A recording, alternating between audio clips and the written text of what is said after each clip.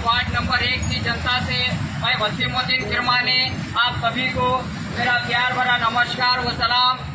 रियासत कर्नाटक के अंदर बिलखुसूस मद्देनज़र भारत में पार्लिमानी इंतखाबात चल रहे हैं। मैं वसीमुद्दीन किरमानी इस इंतखाबात में इंडिपेंडेंट अपना नॉमिनेशन डाला हूँ। मेरा इम्तियाजी निशान साइकिल में हवा भरते सो पंप है और मेरा सीरियल नंबर 17 है। 2 मशीन रहेंगे ईवीएम, दूसरी मशीन में पहला नंबर मेरा है। मैं तमाम बिरादरान वतन से और बिलखुसूस इधर पार्लियामेंट कॉन्स्टिट्यूंसी की जनता से, ये वार्ड नंबर 1 की जनता से इस बात की गुजारिश करता हूँ कि आप गौर से सुनिए कि मेरा इस इंतखाबात में हिस्सा लेने का मकसद क्या है, मैं इस इंतखाबात में क्यों हिस्सा लिया हूँ, आपको ये जानना बहुत जरूरी है। कई लोग आएंगे आकर कहेंगे कि हमको वोट दियो, हमको वोट दियो। देश की आज़ादी से अब तक हम लोगों ने कई बार कांग्रेस को वोट दिया तो कई बार बीजेपी को वोट दिया। हम बार बार इनको अपने झोलियां भर भर के वोट देते आए हैं, मगर ये हमेशा हमारे वोटों का गलत इस्तेमाल करे हैं। आज भी बीदर के अंदर सरकारी हॉस्पिटल की हालत देखो आप, काफी खस्ता है। खाली इमारत बन गई है मगर उसके अंदर दवाएं नहीं है, खाली खड़ी के गोलियां देते हैं। जो भी भारी मेडिसिन रहती बाहर से खरीद कर लाओ बोलते देते हैं और सरकारी हॉस्पिटलों की टाइम पे डॉक्टर नहीं मिलता। मेरा एक दोस्त था जिसकी वालदा को हॉस्पिटल में एडमिट करे थे, मैं वहाँ पर इत्तेफाकन मौजूद था। मैंने अपने आंखों से देखा है एक पुरानी बिल्डिंग के अंदर मेरे दोस्त की वालदा बेड के ऊपर पड़े हुई है और कोई डॉक्टर नहीं है। जब मेरे दोस्त की वालदा को मैंने देखा तो सांस ऊपर नीचे हो रही है। मैं डॉक्टर को ढूंढते हुए नई बिल्डिंग तक भागा, उधर भागा मगर डॉक्टर टाइम पे नहीं मिला। मैंने डॉक्टर को ढूंढ के लाए तक मेरे दोस्त की वालदा की सांस ऊपर के ऊपर नीचे के नीचे, टाइम पे उसको ऑक्सीजन नहीं मिला मेरे दोस्त की वालदा को। फिर उसको ऐसा पंप मारने का हैंड पंप से डाल के जब ऊपर लेकर गए तो जब तक डॉक्टर कहता है कि इनका इंतकाल हो गया। तो ये सरकारी हॉस्पिटल की हालात है, मजलूमों के साथ ये जुल्म हो रहा है। हमने बार बार वोट डाले मगर कभी हमारे साथ हमारी सेहत का सही जो है ना इलाज नहीं होता। आज गवर्नमेंट स्कूलों की हालत देखो, गवर्नमेंट स्कूलों के अंदर जो है तो ना ऐसी बुरी हालत है। हर सरकारी स्कूल के अंदर बिल्डिंग सही नहीं, बिल्डिंग के अंदर कलर सही नहीं, बिल्डिंग के अंदर फर्नीचर सही नहीं, बिल्डिंग के अंदर स्कूल के अंदर टीचर सही नहीं। आज के हालात के हिसाब से कंप्यूटर दौर के बच्चे हो गए तो रेडियो के जमाने के टीचर हो गए, तो कहाँ से मिलाप जमेगा। तो टीचर, नए टीचर का भी भर्ती होना बहुत जरूरी है। सरकारी स्कूल, सरकारी हॉस्पिटल का डेवलपमेंट होना बहुत जरूरी है। मेरी लड़ाई है फ्री हेल्थ, अच्छी हेल्थ, अच्छा इलाज होना। अगर ज्यादा कोई बड़ी बीमारी होती है तो लिख देते हैं कि गुलबर्गा जाओ, हैदराबाद जाओ, बेंगलोर जाओ। हम क्यों जाना हैदराबाद, गुलबर्गा, बेंगलोर? क्या हम ये फ्रिज खरीदी तो भी उसका टैक्स दे रहे हैं, हम वोट दे रहे हैं। हम क्यों बेंगलोर गुलबर्गा जाना इलाज के वास्ते? तुम मेरा साथ दो, तुम मुझे वोट दो, मैं तुम्हारा इलाज बिदर में कराऊंगा। बड़े से बड़ा इलाज भी अगर रहेगा तो बिदर के ग्रंथ हॉस्पिटल में कराऊंगा, वो इंतजाम लाऊंगा। और हर सरकारी स्कूल के अंदर अच्छे टीचर्स का अपॉइंटमेंट कराऊंगा, अच्छी बिल्डिंग बनाऊंगा, बच्चों को जो सुना एडमिशन दिलाऊंगा, एजुकेशन को इम्प्रूव कराऊंगा। कई बच्चे बच्चियां ग्रेजुएट हैं, बीएड है, बीए है, एमए है, पीएचडी है, मगर उन लोग आज उनकी 6,000 8,000 में अपनी जवानी बर्बाद कर रहे हैं। जबकि उनकी सैलरी होना चाहिए 80,000 1 लाख रुपए उनकी सैलरी होना चाहिए, मगर मजबूरी में 6,000 8,000 12,000 की तनख्वाह पे काम कर रहे हैं। ये गलती है हमारी, हम सरकारी स्कूलों को बर्बाद कर दिए हैं। ये पैसे वाले ये मिनिस्टर अपने प्राइवेट इंस्टीट्यूशन, अपने प्राइवेट हॉस्पिटलों को डेवलप कर रहे हैं, जिसमें कई बच्चे ग्रेजुएट होकर मजबूर हैं 6,000 12,000 की नौकरी करने के वास्ते। ये प्राइवेट इंस्टीट्यूशन वाले ये तालीम याफ्ता बच्चों की मजबूरी का फायदा उठा रही, इनको 12 घंटे रवारी 6,000 8,000 में। मैं इन सब का मुस्तकबिल बनाऊंगा। जितने भी बीएससी बीएड पीएचडी हैं सबको 80,000 1 लाख रुपए सैलरी मिलना चाहिए। तुम्हारा हक है ये, तुम पढ़ लिख के काबिल बने, तुम्हारा हक और अधिकार तुमको दिलाऊंगा। सरकारी स्कूलों को डेवलप कराऊंगा। और मैं जो काम लेके आगे बढ़ा हूँ, रियासत कर्नाटक के अंदर ये निगाहें ढूंढ रही है कौन ऐसा रहबर है मुसलमानों का, कौन ऐसा कायद है दलितों का, कौन ऐसा रहनुमा है पसमंदा तबका का।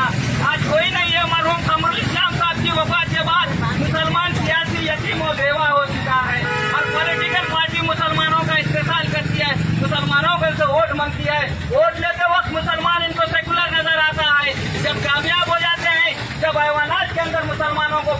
जुल्म अत्याचार की बात आती है तो इन बच्चों भी चुप्पी थाम लेते हैं। इन्हों जब निहायत सेकुलर बन जाते हैं। क्या मुसलमान सेकुलर नहीं है? कितने जुल्म हुए मुसलमानों के ऊपर, कितने तकलीफ आए। बार बार मैं देखता रहा ऐवान असेंबली ऑफ कर्नाटका में कौन ऐसा एमएलए होगा, कौन ऐसा लीडर होगा, कौन ऐसा मिनिस्टर होगा जो मेरी कौम के ऊपर हुए जुल्म अत्याचार की तर्जुमानी करेगा। लानत है ऐसी क़ियादत के ऊपर कौम के नाम पे टिकट देते, कौम के नाम पे वोट देते, मगर जब कौम के मसाइल आए तो दबाव बन जाते हैं, जबान को ताला लगा लेते हैं। लानत है ऐसी क़ियादत के ऊपर। मैं ऐसी क़ियादत पैदा करने के लिए आगे बढ़ा हूँ। मैं मुसलमानों में, दलितों में रहनुमा रहबर तैयार करने निकला हूँ। मैं हार जीत की लड़ाई नहीं लड़ रहा, याद रखो, मैं हार जीत की लड़ाई नहीं लड़ रहा। मैं लड़ाई लड़ रहा हूँ मुसलमानों में, दलितों में, पसमंदा समाज में लीडर तैयार करने की लड़ाई लड़ रहा हूँ। हार जीत का फैसला अल्लाह करेंगी, खुदा करेगा। खुदा की जात पे भरोसा है मुझे। कुछ लोग ये कह रहे हैं कि वसीम किरमानी को खरीद लिया जाएगा, वसीम किरमानी को कमजोर दिखाया जाएगा। मगर याद रखो, जब तक ये जिस्म में सांस है, वसीम किरमानी किसी जुल्म और जालिमों के सामने झुकेगा नहीं।